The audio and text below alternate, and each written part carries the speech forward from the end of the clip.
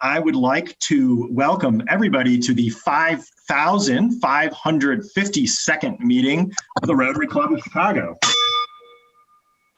Rotary One is now in session.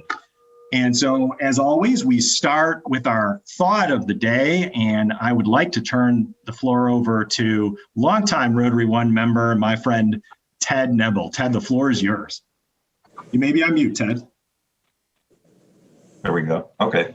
Can you hear me now? Yeah. You're good. Thank you, President Eric. And good evening to all of you here in the U.S., Europe, and Africa. And good morning, or should I say good day, to all of our fellow Rotarians and guests in Sydney, other parts of Australia, and perhaps even New Zealand. Thanks so much for joining us.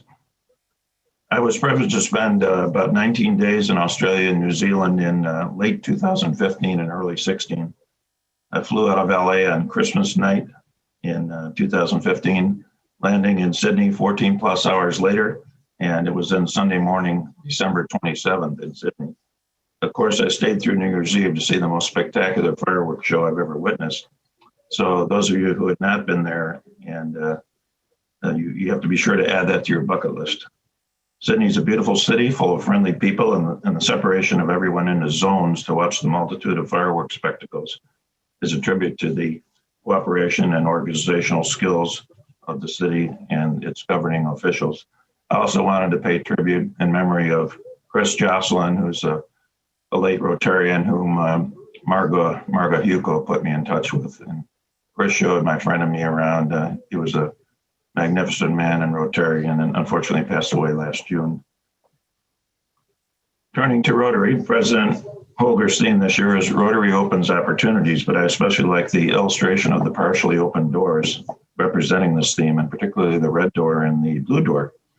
It has to be more than coincidence that those colors symbolize the deep divide in the U.S. between Republicans and Democrats.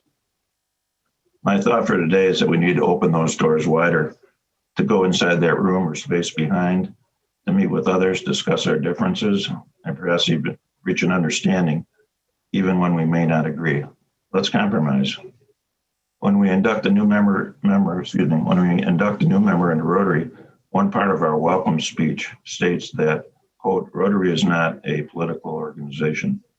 Of course, we all have our political opinions, so let's accept those with different political stripes as our brothers and sisters, and focus on whatever project we're working on, be it eradication of polio, rebuilding houses locally and internationally, procuring fresh drinking water, or lining up summer jobs for our local high school students. It's that united cause, that unity, that gives us strength. The poet Gwendolyn Brooks said, quote, we are each other's harvest, we are each other's business, we are each other's magnitude and bond. Someone else said that there are years that ask questions and years that answer. Certainly this past year has been one of questions, of sadness and fear, and we don't know for sure if this will be a year that provides answers.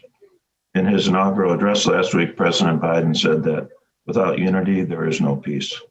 So let's reach out for that unity. Let's listen for the answers when they come, and continue to build goodwill and better friendships. Thank you. Thank you very much, Ted. Couldn't agree more. Words that we continue to need to hear, and I think build on our program from last week with Dr. Franklin. If you were not able to, folks on today were not able to see that, the recording of last week's meeting is on our website. So first, I just want to welcome anybody from the Consular Corps who may be on here today, or maybe joining us today. I'd also like to thank everybody who's contributed to developing today's program, because there was a lot of hard work that went into it. I would like to welcome all of our guests from around the globe, particularly the Australians who are here with us, coming to us live, not only from Chicago, but actually from Australia. And as others have said, Happy Australia Day. We're really honored that we're able to host this program. The Rotary Club of Chicago is able to host this program along with Chicago Sister Cities International on the very day itself, on Australia Day itself. It's quite an honor. So today is the second in our Sister Cities series. The first was last September, being our highly successful program with the mayor of Vilnius.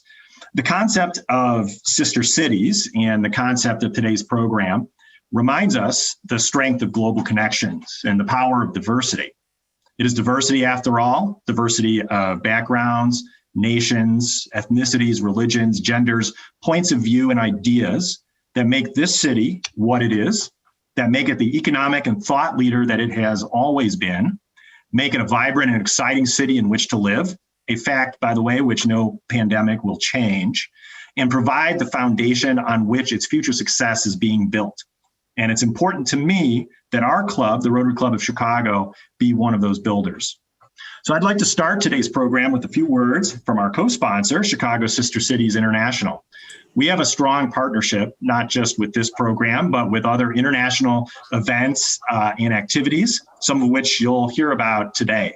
So I'm thrilled to introduce to you the Executive Director of Chicago Sister Cities International, Adrienne Tungate. Adrienne, the floor is yours.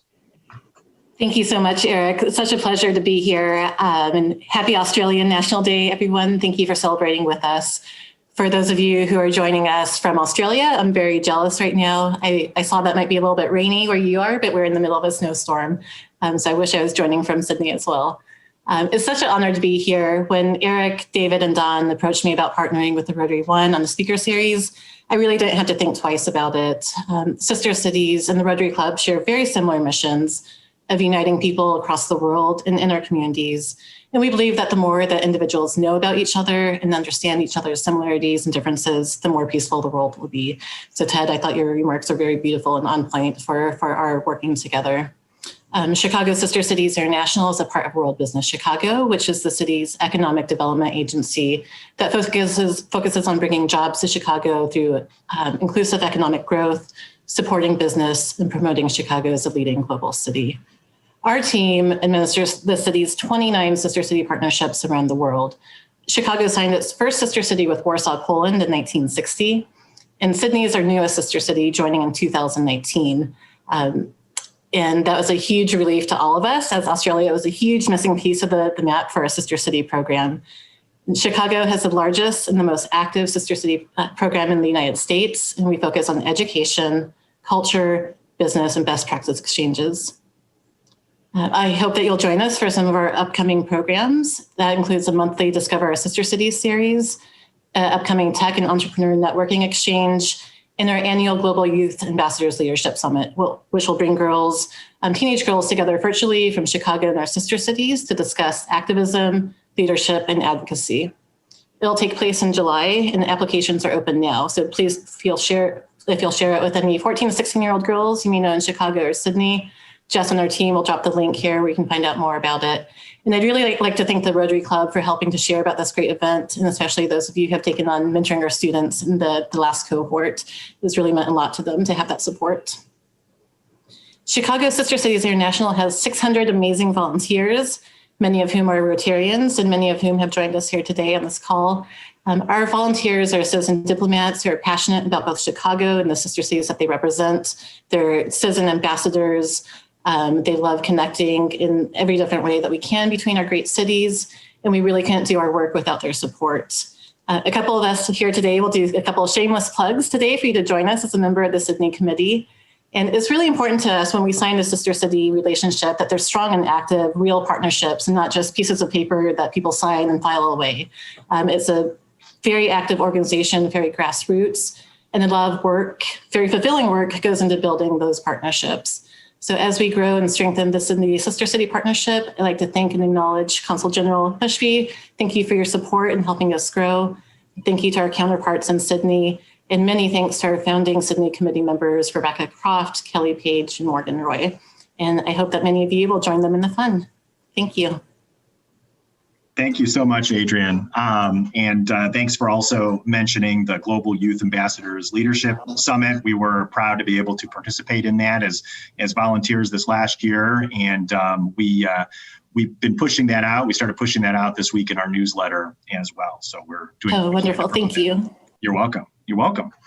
So One of the many values of the whole idea of a sister city partnership is promoting business trade between cities. Morgan Roy on the call today is from Sydney, but has been here for 8 years, starting 2 Australian-owned businesses that make products from the native Australian macadamia nut. And those are Milkadamia, which is macadamia milk, and Jindili, the macadamian skincare. He's a director of the Australian, New Zealand, American Chamber of Commerce in the Midwest, and is the Sydney committee chair that Adrian spoke about. So Morgan, the floor is yours. Well, thank you very much. That was quite the introduction. G'day, everyone. I'm here in Chicago locally. My name is Morgan, and I, am a founding member of the Sydney Committee of CSCI. In addition to that, as Eric said, been living here for about 8 years. I grew up in Australia, and specifically in the suburbs of Sydney. And I just want to say a quick shout out. I think I see my dad online somewhere. And Tamina, how you doing? Very jealous. I heard it was 104 degrees there for you guys on Australia Day. So that's 40 degrees Celsius. And on days like today, when we're having a snowstorm, I wonder why the hell I moved. But anyway, I'm glad I did. Yes, I moved to Chicago to start a fun little Australian company that makes wonderful, yummy products. Milkadamia, which is our macadamia milk, and we have some macadamia oil. Nice little plug here. You can buy it at Whole Foods, Costco, Jewel Osco here in Chicago. All are vegan and dairy-free. I am a director of the Australian New Zealand American Chamber of Commerce, which we're also looking for new members to be involved.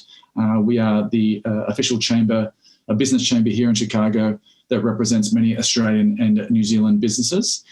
And also on the side, for a bit of fun, I run the Australians in Chicago Facebook page, which we have about 1,700 members in the greater Chicagoland area. So that's a bit of fun.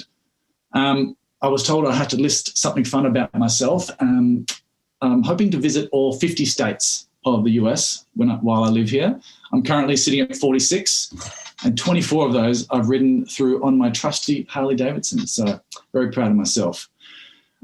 Before I go any further, I'd like to do something that is important to all Australians when we have an event that recognises Australia. And that is to recognise and pay respect to the traditional custodians of the land we are talking about today. This is called an acknowledgement of country. We acknowledge the traditional owners of the country of which we are discussing today, the Gadigal people of the Eora Nation, and recognise their continuing connection to land, waters and culture. We pay our respects to their elders, past, present and emerging. We also respect and honour Aboriginal and Torres Strait Islander elders, past, present and future. We acknowledge the stories, traditions and living cultures of Aboriginal and Torres Strait Islander peoples from this land and commit to building a brighter future together. I first heard about Chicago Sister Cities when Adrian reached out. They were recruiting new members for this new committee. As an Australian in Chicago who was already doing a lot to connect Australians and the community and Australian businesses, I was very thrilled and honoured to be a part of this. Sydney became Chicago's most recent sister city in 2019. The agreement was signed in Paris between Mayor Emanuel and Lord Mayor Clover Moore, who is still the current Mayor of Sydney today. We were hoping she would be on the call today, but as you can imagine, it's quite early in the morning on Wednesday, so we couldn't get that happening. But they were both in Paris for the C40 Women for Climate Summit. They struck up a friendship, and given the many commonalities between Sydney and Chicago, they decided right there and then to sign a sister city agreement on the spot. We are the newest Chicago Sister City Committee, and as mentioned before, we're still looking for members. There's only 3 of us at the moment, myself, Kelly, and the other person. So if you're interested, please send a note. You don't necessarily have to be Australian. It can be open to those who have a love of both of Chicago and Australia, who have a connection, or willing to simply be part of building and strengthening the relationship between the 2 cities and highlighting Sydney here in Chicago. I think Jess is going to drop a little thing in the chat box to try and, if you want to join up and apply. And even though we're in a pandemic with COVID, we are excited to participate in CSCI's virtual programming, which we did last year and for the first half of this year. and we are eager for the day to obviously meet in person. I've actually never met any of the committee, especially Adrian and Jess. So our goal this year is to identify impactful projects between Chicago and Sydney.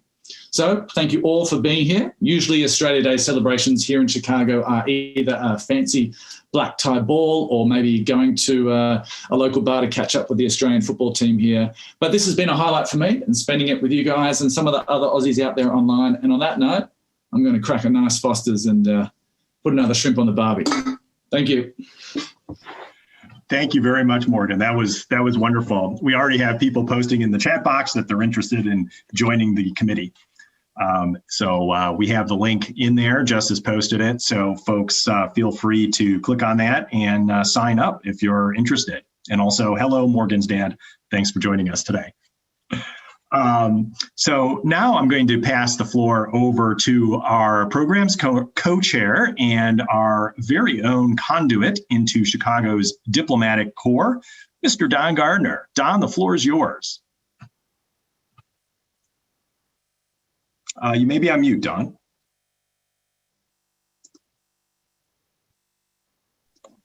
Thank you very much, Eric.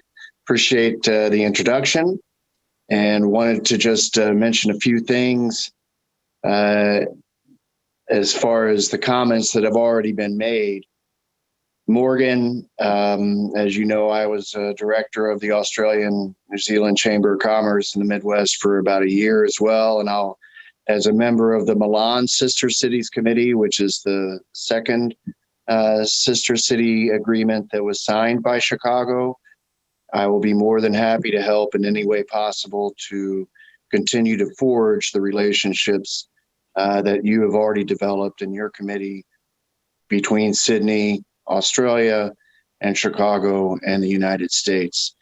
A quick shout out to the Global Youth Ambassadors that Adrian mentioned earlier on.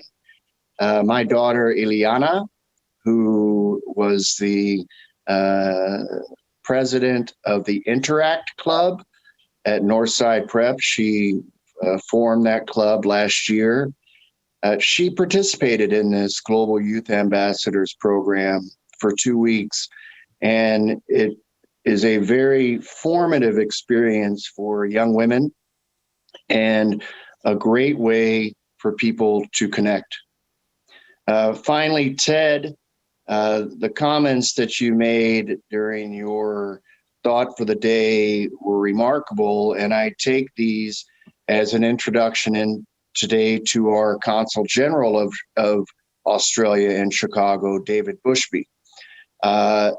David probably knows politics more than a lot of us, and certainly more than maybe a lot of diplomats, because he served his 12 years in the Australian Parliament representing Tasmania. And what was very fortunate for our club as liaison for the Chicago Consular Corps for Rotary and Rotary International, he accepted immediately to come to Rotary because he understood just how important Rotary was to forming relationships, not only long-term friendships like you mentioned, Ted, but also business and cultural relationships. So with that being said, I would like to introduce the Consul General of Australia, David Bushby, and thank you so much for being here today on your National Day. Thank you very much for that. I'm just making sure I'm not on mute. And good evening to everybody. It's my great pleasure to have been asked to make a few comments at this Australia Day event organised in recognition of the sister city relationship between Sydney and Chicago by both Rotary One and the Chicago Sister Cities International Organisation. I'd like to acknowledge the MC, Eric Semple, who is the president of Rotary One, and of course Don Garner, who's also from Rotary One. And thank you very much for those kind words of the introduction, and also thank you very much for the warm welcome you gave me when I first arrived, taking me under your wing and inviting me along to that meeting very early on. Really greatly appreciated. Also like to acknowledge Adrian Tongate from Chicago Sister Cities International, and Morgan Roy, of course, from the Sydney Committee of Chicago Sister Cities International as well, but and also as a director of ANZAC, as Consul General, I'm also a director of that, and I've enjoyed working closely with him since I've arrived. And also I acknowledge Damien Cotter, who we'll hear from shortly, who is another Australian doing great things in this part of the world as assistant coach from the Chicago Bulls, but we'll hear more about him later. And of course, all the other distinguished guests who are on the call. I understand some are in the United States, some in Australia, and some in other places around the world. So fantastic to have you on here today. As mentioned, we are here on Australia Day, and it was on this day in 1788, some 233 years ago, that Captain Arthur Phillip of the British Royal Navy founded a penal settlement on the shores of Sydney Harbour. That first European settlement numbered 1,030 people. 736 of them were convicts. The Commonwealth of Australia itself came into being on 1 January 1901, just 120 years ago. But that is just the most recent part of our story. For prior to European settlement, what we now know as Australia had been settled by Indigenous Australians for many millennia, according to some scholars, for as long as 60,000 years. So while modern Australia may be one of the younger nations of the world, because of our Indigenous heritage, it is also the world's oldest continuing civilisation. Today, just a few yards from the spot where Arthur Phillip first set foot on Sydney Cove in 1788, stands the Sydney Opera House, a symbol of the prosperous, modern, sophisticated nation which Australia has become. Indeed, one of the most successful and prosperous societies the world has ever known. Australia Day gives us the opportunity to reflect upon and celebrate this Australian achievement. We celebrate our democratic traditions, our egalitarian spirit, our free institutions, our inclusive lifestyle, and the resilient optimism, even in the face of dire adversity, which is one of the defining features of our national character. We celebrate the fact that modern Australia, in the years since World War I, or the Second World War, has been so enriched by immigration from every corner of the world that today Australia is one of the world's most successful multicultural nations. And here, in the heart of the American Midwest, we also celebrate our ties with the United States. Although Australia is around 15,000 kilometres or 9,000 miles away from Chicago, the kinship between our two countries is stronger than ever. We are united not just by common values and interests, but by a shared history, a common language, a similar legal system, the closest of cultural affinities, and the deepest of people-to-people links. We celebrate our historic ties with a nation we now not only acknowledge as an equal strategic partner, but also as our mate, whose values of freedom, democracy, and preservation of the rule of law we share, and for which we have fought shoulder to shoulder throughout the world's great conflicts of the 20th century. In fact, since first fighting alongside American soldiers in France in 1918, and incidentally, those American soldiers at that first in that battle in 1918 were members of the Illinois National Guard. Australia is the only nation to have fought alongside the US in every major conflict since. On Australia Day, we celebrate all the things we love about Australia: land, sense of fair go, lifestyle, democracy, the freedoms we enjoy, but particularly our people. Australia Day is about acknowledging and celebrating the contribution that every Australian makes to our contemporary and dynamic nation, from our Aboriginal and Torres Strait Islander people, to those who have lived there for generations, to those who have come from all corners of the globe to call Australia home. The marking of 26 January is an important date in Australia's history and has changed over time, starting initially as a celebration for emancipated convicts and evolving into what is now a celebration of Australia that reflects the nation's diverse people. More than half of all Australians participate in Australia Day, attending events organised by state governments, local councils, community groups, or getting together with family and friends. In addition, around 16,000 new Australians become citizens on Australia Day generally. This year there was a few less because of COVID-19 and other matters, but generally it's a day that the majority of new Australians choose as the day that they want to be made Australian citizens. However, as a day of national celebration, it is not without controversy, as for many Indigenous and other Australians, it represents a day of invasion. And there is no doubt that it is the day when the course of Australia changed forever. There is no escaping this fact, for better and worse. It was the moment where the journey to what Australia is today began. And it is this continuing Australian journey that we recognise on Australia Day. Whether it is the story of our First Nations people's strong, ancient and proud culture and their survival in the face of dispossession and colonisation, or the forsaken souls who came as convicts, not to start a new world, but because they'd been banished from the old one, condemned and outcast by empire, but they too overcame. And the settlers and waves of immigrants who have followed, seeking a better life for themselves and their families. These stories do not compete with each other, they simply coexist, they weave together. Australia Day is when we reflect on how far we have come and acknowledge the work still ahead of us. As mentioned, Australia and the Midwest have long had strong and beneficial connections. Australians tend to come here for one of three reasons: as tourists, for love, and for career opportunity. At best guess, at any one time, there are thousands of Australians living in Chicago, and we at the consulate get the chance to meet many of them, often not knowing of or hearing of them and the interesting things that they are doing here until they visit the consulate to renew their passport. As the world's 12th or 13th largest economy, depending on the metric that you look at, Australia is also an internationally active player in economic matters, with cities like Sydney being a global financial and business centre, leading to many direct business links between Australia and Chicago. Many of the leading companies based out of both Chicago and Australia have strong and successful ties with the other. The work of the consulate in 2020 started with a focus on the terrible bushfires in Australia of around 12 months ago. And I would like to acknowledge the strong support and the sympathy received by Australia from our friends in the United States. Of course, while Australia was still dealing with the aftermath of those bushfires, the world was hit with the global COVID-19 pandemic, and assisting Australians in the Midwest swiftly captured the majority of the consulate's time and efforts. This increased level of consular assistance continues as Australians around the world face challenges living outside Australia in a world impacted by the pandemic, and also face challenges returning home for various reasons. And in these uncertain times, many Australians do wish to return, not least because of the fact that the pandemic has been largely under control and at times non-existent in Australia.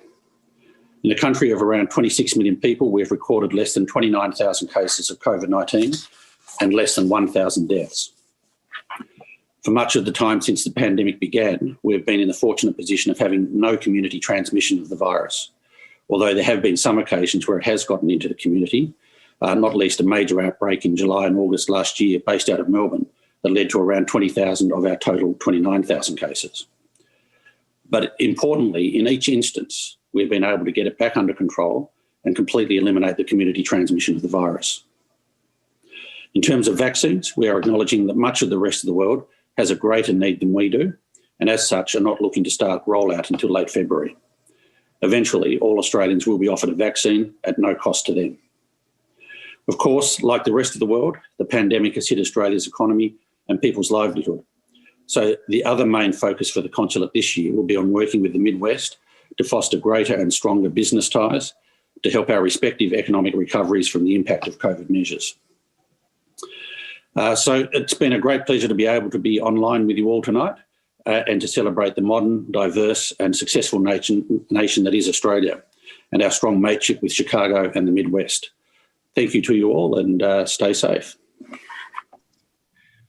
Thank you so much, Consul General, and thanks very much for being here with us today again and sharing your time with us. That is actually very interesting to hear about the various components and aspects of the history of Australia. I think that's what makes it such an interesting place. And certainly a country that has had to face adversity, certainly with the wildfires that you mentioned and just historically. So I think it's all what sort of builds the character of what Australia is. So as the Consul General mentioned, we have another noted Australian with us today. Damien Cotter is the assistant coach for the Chicago Bulls. He also spent 2 seasons coaching in the NBL in Australia, first as an assistant coach with Sydney during the 2013-2014 season, before being elevated to head coach there for the 2014-2015 season. Mr. Cotter also spent time with the Australian Opals as an assistant coach there between 2013 and 2016. But he's also a man of the world. In addition to his time in the NBL, he has significant experience in international tournaments as head coach of the Australian Emus U19 team over several years for the World Championships. And he's also served as a consultant or conducted clinics across Europe and Asia. So, Coach Cotter, the floor is yours. Thanks so much. G'day, everybody. It's wonderful to be here. Just listening, I got a little homesick listening to back home and just thinking about what Australia Day means to me. And today, just going about work and not really, nobody at work here, knows or really cares about it, but it means a lot to me, and for a variety of reasons. My wife's a daughter of immigrant.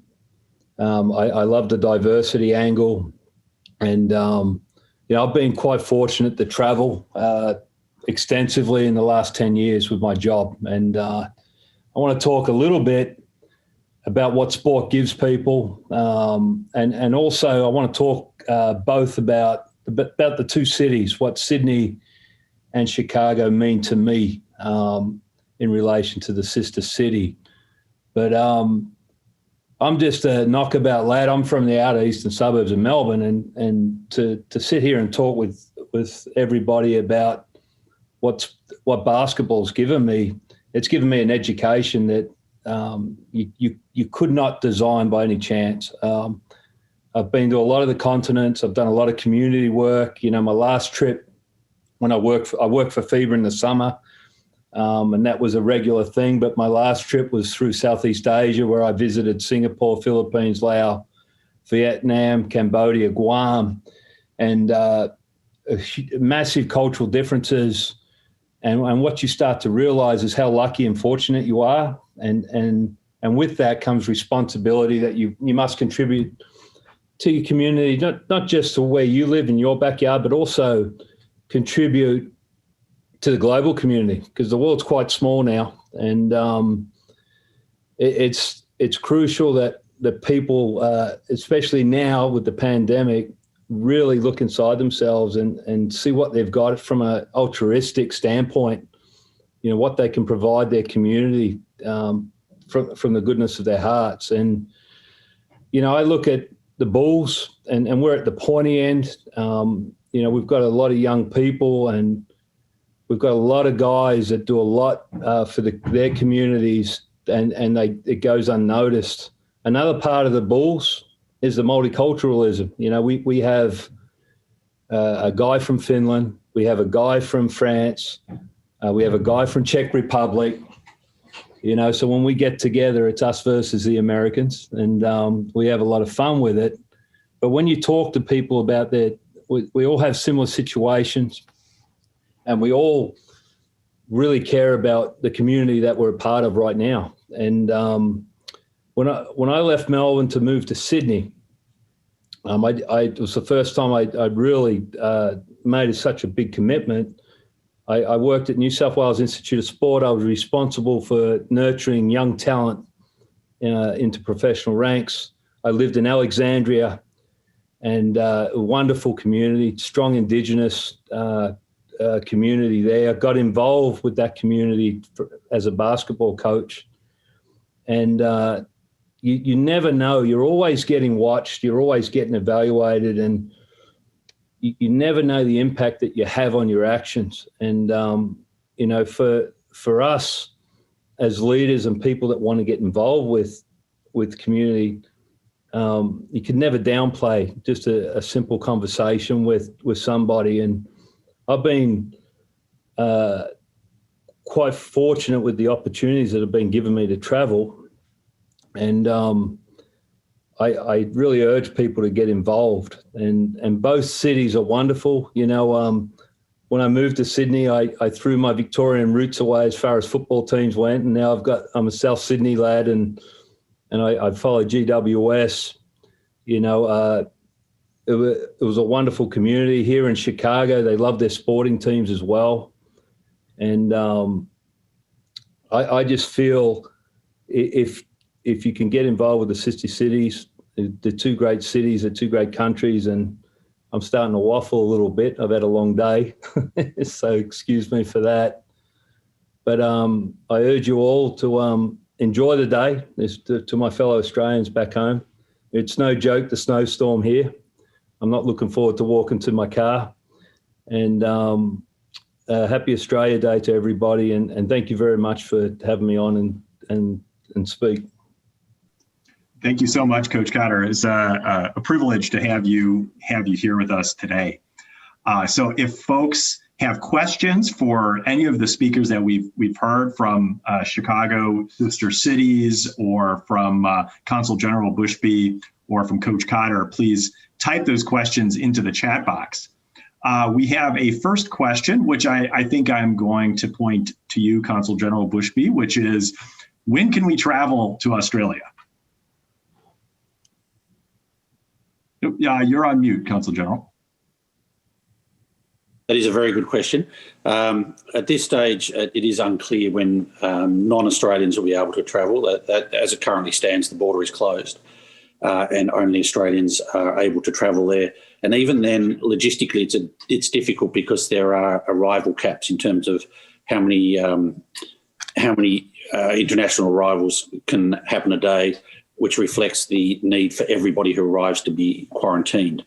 So it's until the strict quarantining process, until the government feels that the strict quarantining process is no longer required, it will remain difficult to get into Australia, and it will remain limited only to Australians. So I think we need the vaccine to roll out in a big way. We need herd immunity to take effect in departure countries.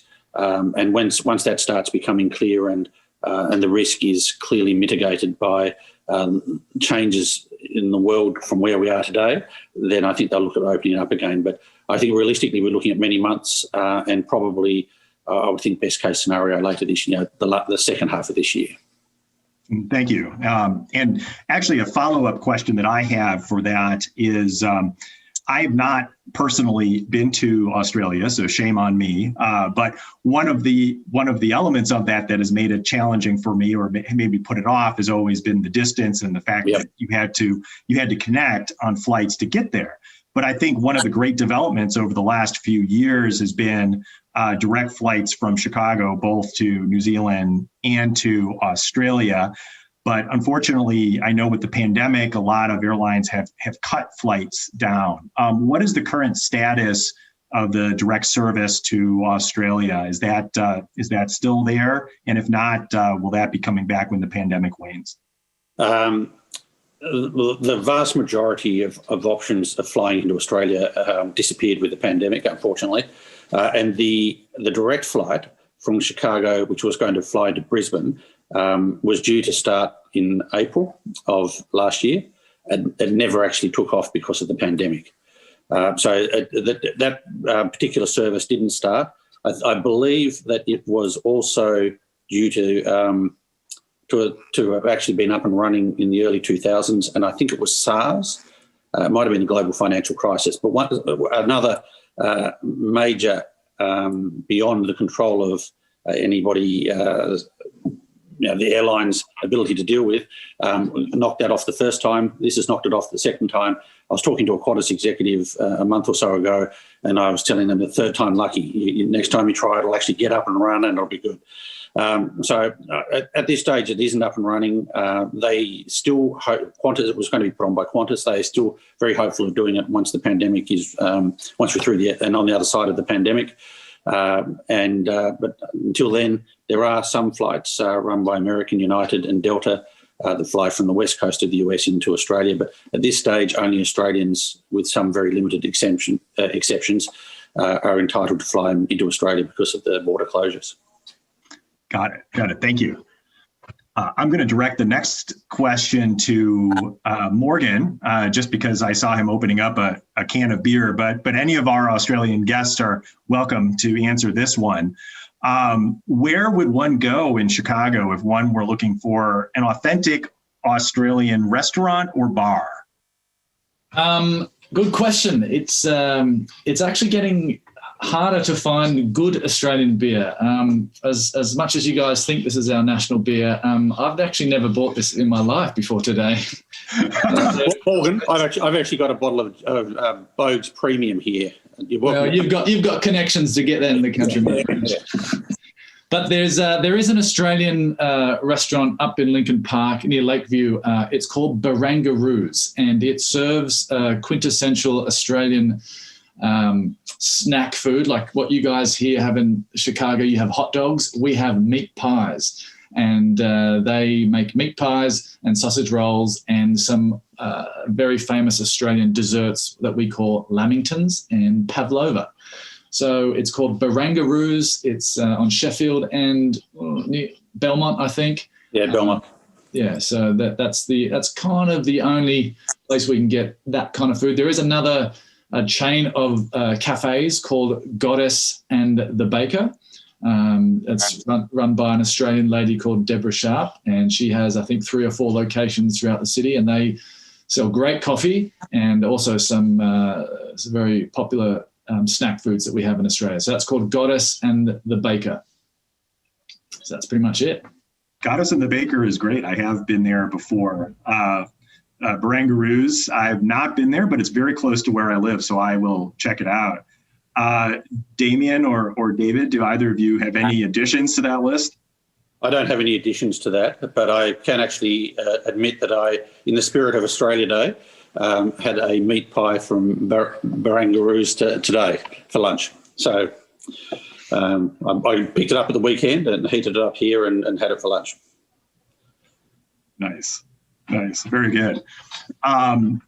Damien, I feel like I don't want to ignore you here. So I have a Bulls question for you. As somebody who's grown up in Chicago and followed the Bulls in the 90s and so forth, when's our next Bulls championship? What's the inside knowledge there? Well, I didn't really get into it. I coached their feeder team, their farm league team last year, and then when the new administration came in, new management, they promoted me, and so I'm obviously very happy with the new management. I think we've got a good head coach. I think Billy Donovan's elite, and the rest of the staff are terrific. And we've got a lot of group of hardworking players, but we're trying to shift things around. We haven't been successful for a while, and we need a bit of luck with the upcoming drafts, and we're putting a lot of work into development, and that's my chief responsibility. And we've had some good results this year, and we're starting to get very disappointed when we don't play well against the better teams in the league. We were out west a few weeks back, and we had our chance to beat the Lakers, and we had our chance to beat the Clippers, and the young group, we didn't handle it as well as we would like. So we're looking at everything as growth, and we're all very optimistic, because the one thing for certain, this young group works really hard. So I didn't answer your question, but I was very political. But we got to get to the playoffs first and go from there, and that's our goal this year. That's great. Well, looking forward to following along at home. Yeah, fantastic. So there is a question here in the chat box from Salvador. During non-pandemic times, and I think this would be for you, Mr. Bushby, during non-pandemic times, what would be the immigration process? To permanently migrate to Australia, there are very specific opportunities to migrate to Australia from anywhere in the world.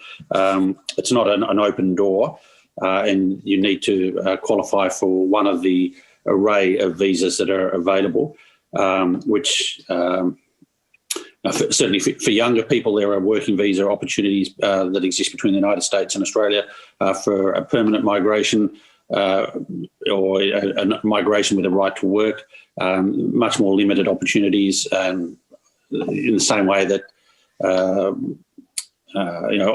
specific employment opportunities where it is considered that there's the United States or the American who is looking to take up a position in Australia is the best person and the most qualified person in the world for it. There are opportunities through that. There are retirement visas where you can retire and get a right to reside in Australia for a period of time. There's a whole array of different things. But you do need to, if you're looking to migrate to Australia, you do need to have a close look and may probably get legal advice to ensure that your circumstances fit the circumstances of the visa that you think you're going to travel there, you could travel there on.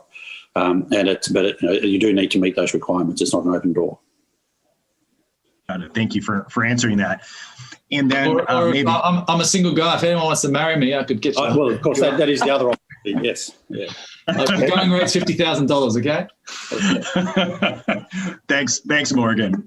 Just so you know, we are recording this, and it's also on Facebook Live. Don't tell me go. And if I may, Eric, as an immigration lawyer, having represented several Australian companies and individuals, it is a joke. It's not serious about that, but certainly, I guess for Coach Cotter, you mentioned several immigrants on the Bulls. Do you, as an immigrant yourself, tend to help these folks along to adjust to life in the United States? Yeah, I think it's just piggybacking on, it's a good question. And I guess my point, I think it's really interesting viewing yourself as an immigrant. It's been a learning, and the guys that we deal with specifically are young people, young men that have traveled the world because they're talented at sport. We have a real community feel about the club, and the older people within the club take it really seriously to look after it. And the NBA is very similar to Premier League soccer in England. They're probably the two most global international leagues in the world, where most teams have a variety of players from different nationalities. But we have a lot of fun. I make sure I check in with the young guys most days. You know, we have our days where we scratch our head and go, what's going on? And it's all in good fun. And I feel very privileged to be a part of it, and I feel very privileged to have the responsibility of an elder within the group to help and contribute and support. Last year in the farm league, we had a kid from France, and he really struggled with the cultural assimilation, and he's back here now, and it gives me a lot of satisfaction to see how much more comfortable he is interacting. And he's here to play sport, but there's so much more that comes with it, and it's cool watching his social skills grow. Thank you. I have another question here for Mr. Bushby. What's an area that Sydney is strong in from which Chicago could learn? Interesting. Look, I think Sydney is an absolutely fabulous world city. In terms of what Chicago could learn. Look, okay, here's one. And full disclosure, I'm aware of this because my brother used to run Roads and Transport Authority in New South Wales. But Sydney has, as a city, and state of New South Wales, in which it is in, have adopted world's best practice in terms of transport management and logistics. And that goes right through to how they operate traffic light systems and how they calculate road usage and charges and so forth for heavy vehicles and other vehicles. Driving around Chicago, I think that I get a feeling that a lot of what was put in here was probably world leading, but many decades ago, and hasn't necessarily had the investment in it since then. And Sydney, a number of years ago now, when President George Bush was in the city, they have the ability to be able to turn off. Somebody sits in a control centre, they turn off all the traffic lights, and they actually can have a stoplight corridor that enabled the motorcade to go through. Similarly, if there's a traffic accident or other issues that might occur from time to time on their road networks, they can actually put in place using algorithms and computers and ways of actually dealing with that, which it keeps the productivity of the city up and doesn't have the same level of impact on what that it might have in the absence of being able to do that. That's an example of, I think, Sydney being very willing to adopt clever technologies that have long-standing benefit, not just in a practical sense for people who are actually on the road, but in an economic sense, because it does have productivity and economic benefits and so forth. And it is very forward-looking and embracing of that in a way which I feel that maybe Chicago hasn't had the opportunity to in the same way over the recent years. But certainly I think that the decisions that were made by New South Wales and or Sydney to put those sorts of measures in place were quite visionary at the time, and they are playing benefits now and will do into the future. Well, I will definitely second that. It so happens that I'm a transportation consultant, so I do transportation planning and policy globally. And I can say for a fact that we often look to Australia as our best practice or our benchmark for all of the reasons that you pointed out. And of course, there are other countries around the world also doing very interesting things, but in many ways, their situation in terms of their development history, development patterns, government structure doesn't really match the United States as well as Australia does. So it's a much more direct comparison. And so if you're able to implement those types of things successfully in Australia, theoretically, you should be able to implement those things in the United States as well. Yeah. One more question, and then we'll wrap up and move on to the rest of our program and our announcements. This is a question for Coach Cotter. Can you speak to how sports help engage the youth and any programs that the Bulls have with students? It's a good question. I think sport and athletes are role models, and most of the time they're good, not all the time though. And, providing players with inspiration is a great responsibility. Like most of the players here with the Bulls have their own foundations. They do their own charity work within their own hometown. The Bulls have a pretty extensive community program. I was involved with the minor league program last year, and we spent a lot of time engaging the local youth for where we were based out in Hoffman Estates. And we'd travel a little bit into different areas of Chicago, and just to speak to the young people and make sure that they do have options. And it's always, success, hard work is the number one ingredient to be successful. And that's the common theme of what we did with trying to influence young people in a good direction for their life. But we did other things like we would, because it was a young group, I took the fact that I was a role model to these younger players very seriously. And I would take them, and we did a lot of little things such as we'd go and pack food for underprivileged families. Very humbling, and make sure people, these young players that I was responsible for, were grateful for the opportunity that sport had given them.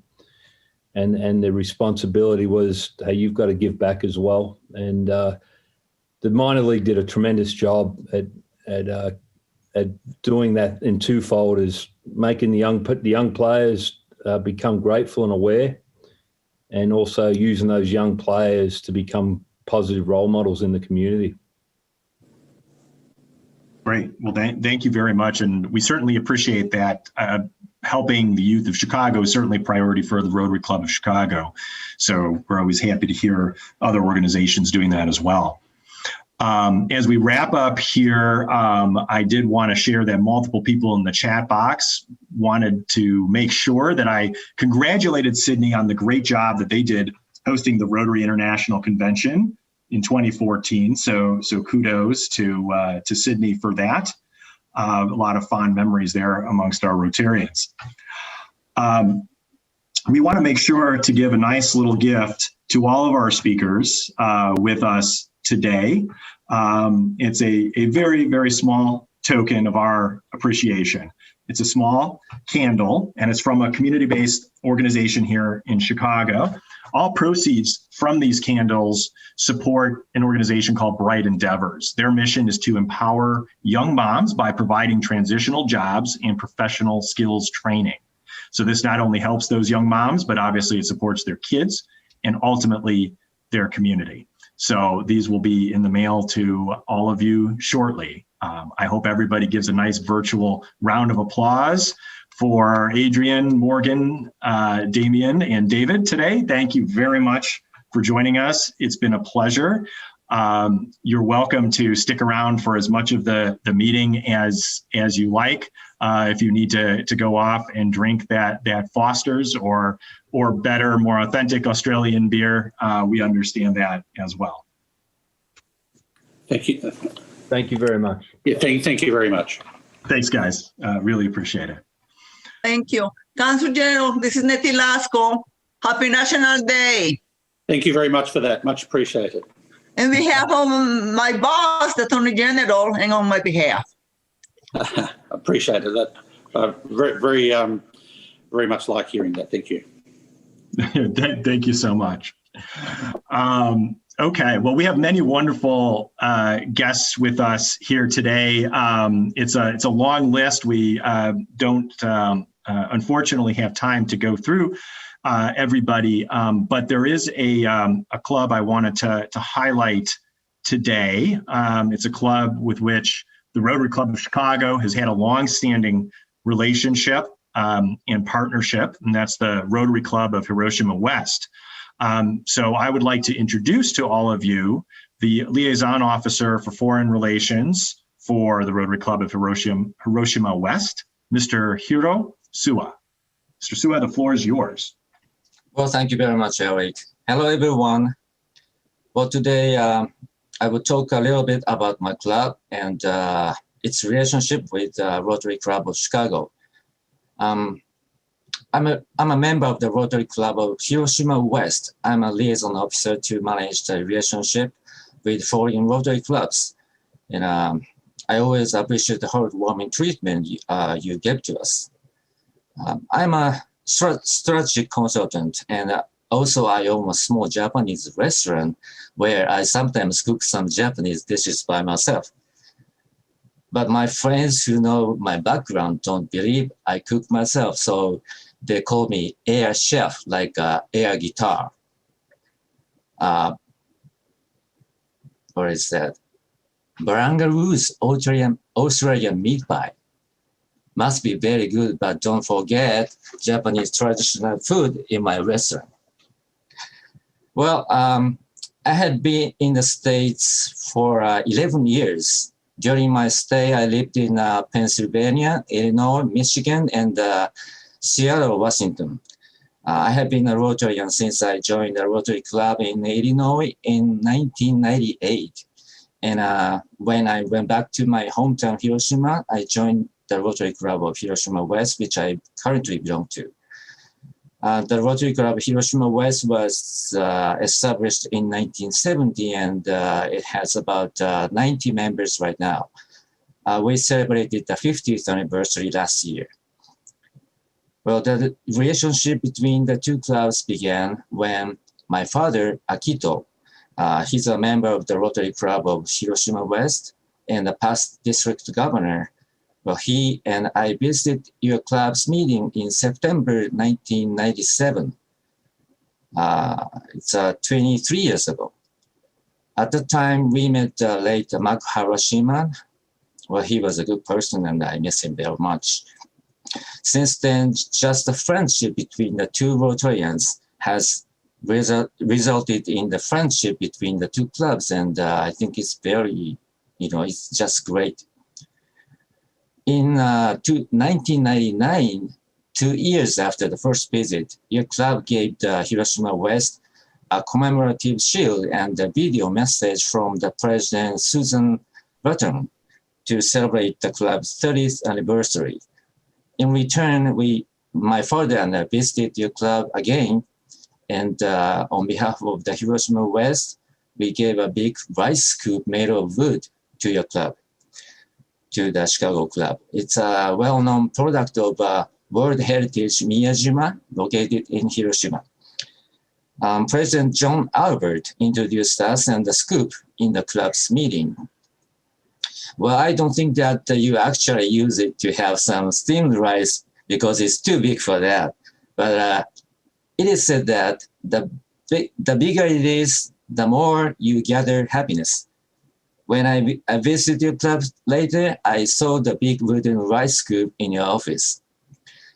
In the evening of the day, we had a dinner with 18 members of your club's sister club committee, including Esther Hanna. Then another 2 years later, in 2003, 5 members of the Hiroshima West visited your club. And I joined them from Seattle, and we had a dinner with 20 members of your club, including President Dick McKay.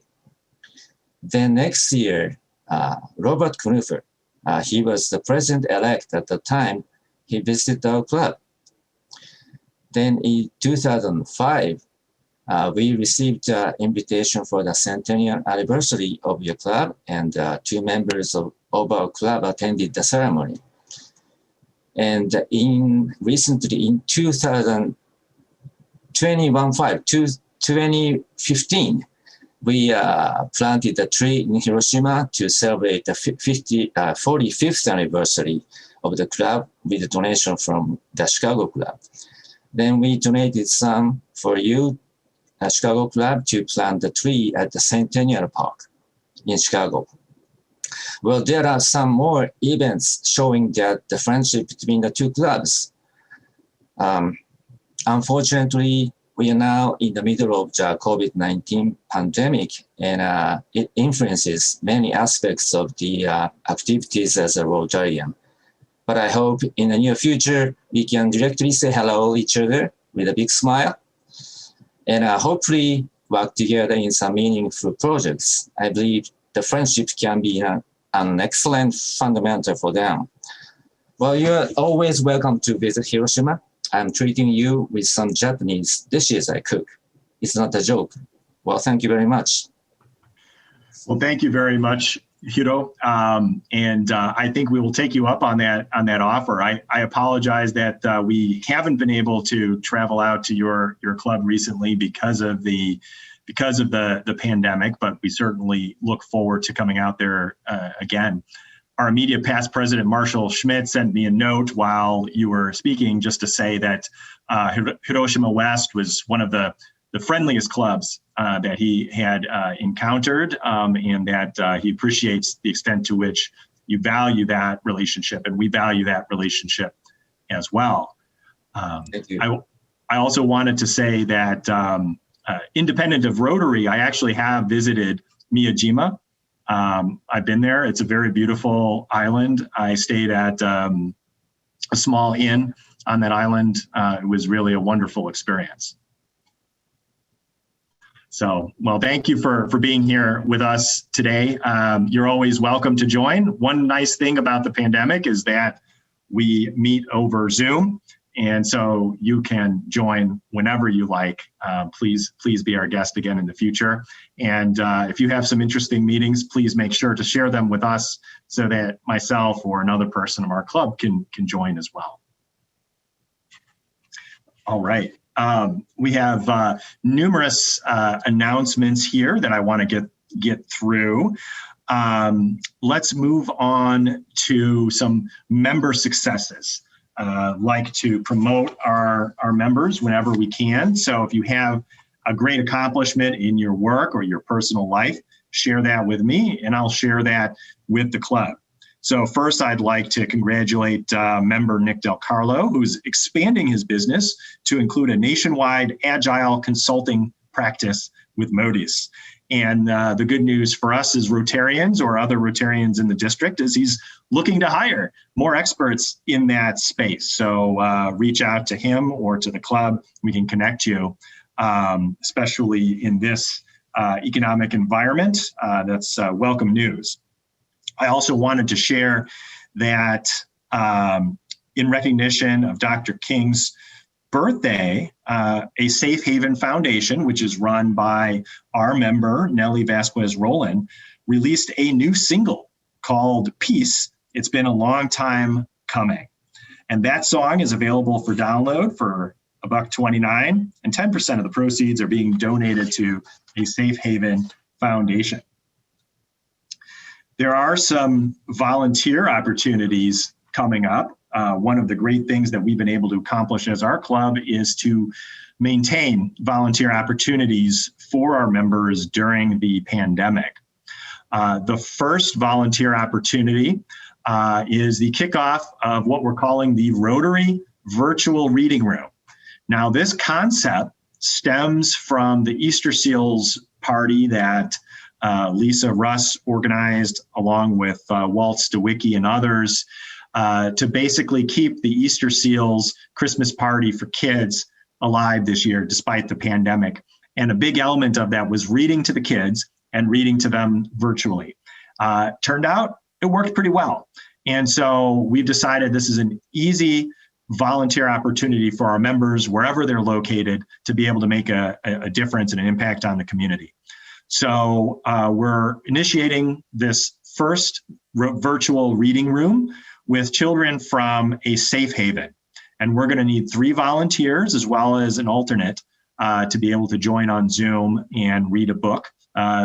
Means you need to have a book that's age appropriate for kids under 7 years old. That'll be February 18th at 4 p.m. There's also ongoing need for volunteers to help with COVID-19 vaccination, particularly with veterans at the VA. If you want more information, it is in our newsletter. So check the newsletter for that. Reach out to Pat Merriweather directly, or reach out to the Rotary One office or myself, and we'll get you connected. No medical experience is necessary, and there are a variety of roles and opportunities available. We also have a call for employers for Job One, our jobs program. Alita, are you still on, and would you like to make that announcement?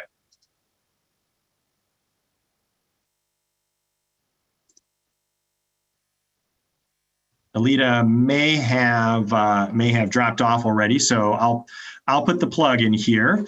Basically, Job One is our jobs program for high school students. We do job skills training. We teach them how to interview, how to develop a resume, how to work in an office environment, and then we set them up with paid internships.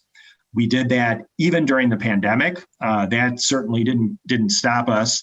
And so this year we want to expand the program as much as possible, but we need employers. Don't look at this as charity work. These are screened, trained students. I guarantee you will be impressed with the support that you get. It'll be the best $15 per hour that you've ever spent. So please reach out to Alita Williams or myself or the office if you think you might be able to offer a position. The jobs do need to be in the city of Chicago, just due to the geographic constraints with our students.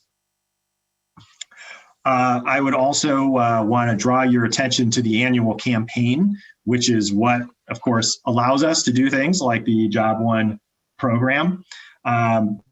Marga, would you like to tell us a little update about the annual campaign? Yes. Well, hello, everybody. Thank you, Eric. The needle hasn't moved too much, but I am going to continue talking to you every week to remind you that contributing, as you said, Eric, to our foundation and to the Rotary International Foundation is crucial. We have one goal this year, which is to have every member of our club contribute a little bit or a big bit.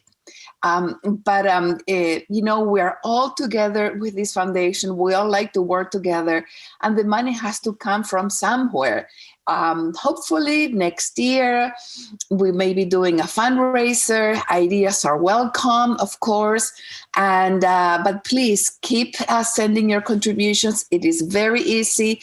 Go to the gyrator, click the right button, and be a part of it. All right. Thank you so much, Eric. Thank you very much, Marga. Appreciate that. So we're also looking for materials from our members, writing up some reflections on great Rotary experiences that you've had, what's drawn you into Rotary, perhaps experiences with other organizations that would be relevant to Rotary. We want to feature your stories. Somebody from our PR and marketing committee may be reaching out to you to get some ideas and some stories to create content that we can push out in social media and in the Gyrator newsletter, again, to feature and promote our members. Another exciting announcement, speaking of communications with our members, Rotary One will soon be unveiling a new communication tool, program announcements via text. Fancy. So during the strategic planning process, members asked for this option, and the club is happy to finally make that happen. And members, of course, will be able to opt out if they get annoyed by the text messages. We have found from other clubs that getting text reminders about programs do help to encourage and increase attendance. Sometimes we all need that little reminder for the meeting. We are currently in the testing stage, but please stay tuned.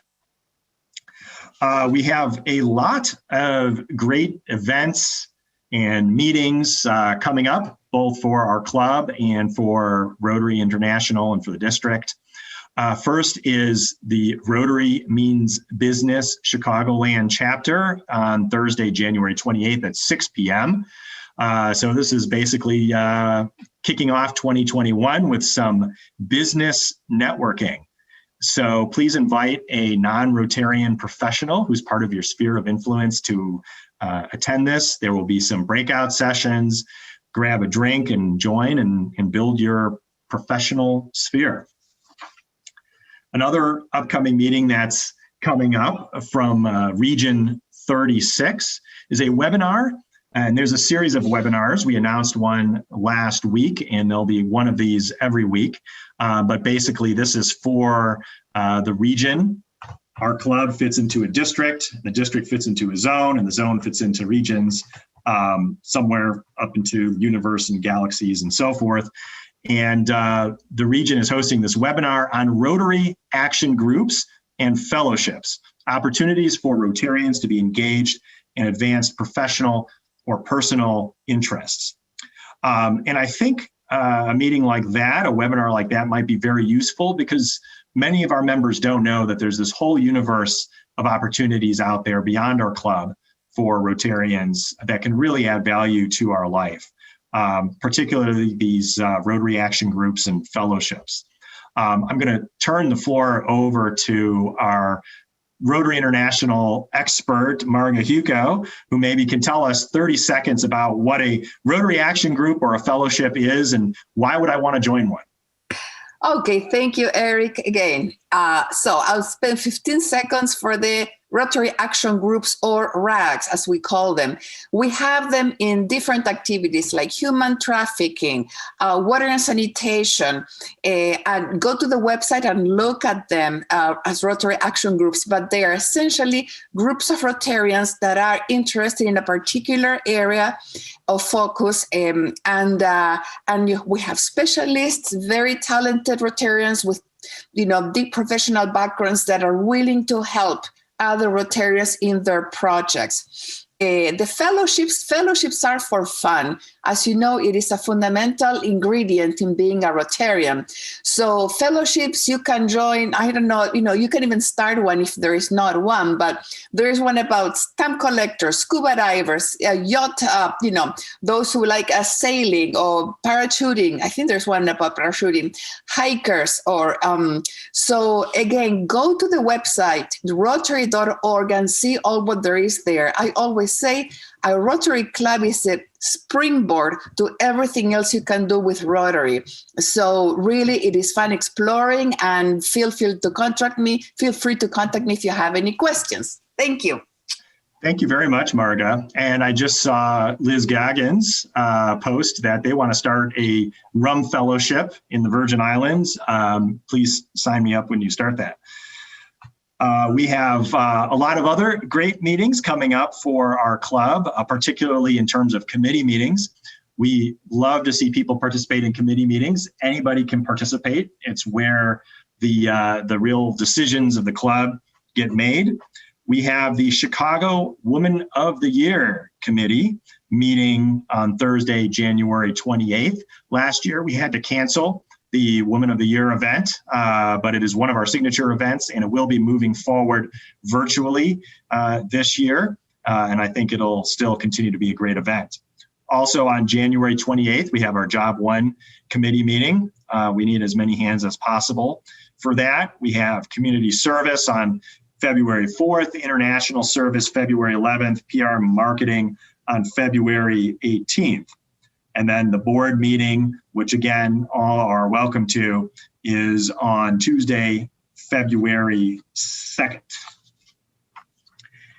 And as always, our Tuesday meetings are always fun and exciting. At least I hope you all think so. Next Tuesday, our Rotary After Work meeting, and that's a normal scheduled Rotary After Work 5:30 p.m. meeting. Today was a little unusual in order to meet the time challenges between Chicago and Sydney. But our program next week will be with Laura Ng from the Chicago Children's Advocacy Center. And it'll be not only a great and enlightening program, but it'll be educational as we learn how to spot the signs of child abuse, particularly in this environment where a lot of things are happening virtually. February 9th is TBD at the moment. Arnie Duncan was scheduled to speak then. He's still going to speak, but that's been postponed to March 16th. So to be determined on who our speaker will be on February 9th. I want to let everybody know that as we close up our meeting today, I will stay on. I know that we didn't get a chance to really introduce all of our guests with us today, but anybody who wants to stick around and chat, we'll keep the meeting open and happy to do that. The next stage as we close our meeting is always reading the four-way test. And I'm wondering if our guest from Hiroshima West, Mr. Hirosua, if you would be willing to read for us the four-way test of all the things that we think, say, or do. The four-way test is on the screen. If you could please read that for us. Okay. Is it the truth? Is it fair to all concerned? Will it build goodwill and better friendships? Will it be beneficial to all concerned? Thank you so much. Thanks for joining us today. Thank you very much to all of our guests. Meeting adjourned.